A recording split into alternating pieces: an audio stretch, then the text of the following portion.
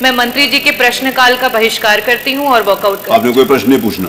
नहीं अध्यक्ष, मैं यहाँ आज प्रश्न पूछने के लिए नहीं, अपनी पीड़ा व्यक्त करने के लिए खड़ी हुई हूँ, क्योंकि इससे पहले भी कई बार स्वास्थ्य विभाग माननीय मंत्री जी हैं, उप मुख्यमंत्री एवं स्वास्थ्य मंत्री जी, और जितनी मेरी आयु होगी उतना अभी तक का मंत्री जी का राजनीतिक सफर रहा हुआ है, बहुत ही एक्सपीरियंस्ड है।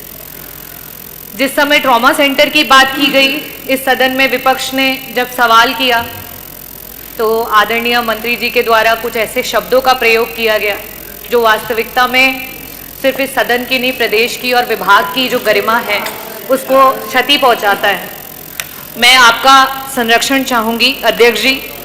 इसके बाद जब नवजात शिशुओं की मौत की बात हुई झांसी में, उस समय भी आदरणीय मंत्री जी के द्वारा नेता प्रतिपक्ष पे वार किया गया, ना कि उन बच्चों की जान कैसे गई उसका जवाब नहीं दिया गया।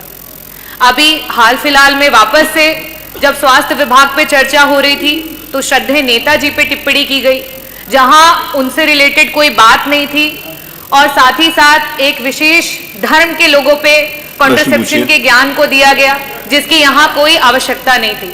जब मेरे द्वारा इस सदन में मंत्री जी से प्रश्न पूछा गया है, कहीं ना कहीं मंत्री जी आहत हो जाते हैं या उस विभाग के या उस प्रश्न के जवाब उस अनुसार या उस अनुकूल नहीं रहते हैं कि मंत्री जी के द्वारा इस तरीके की क्रियाएं सामने आती हैं।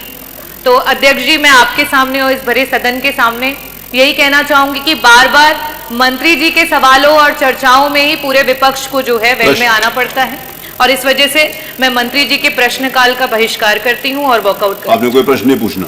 नहीं अध्यक्ष जी, मैं मंत्री जी से प्रश्न नहीं पूछना।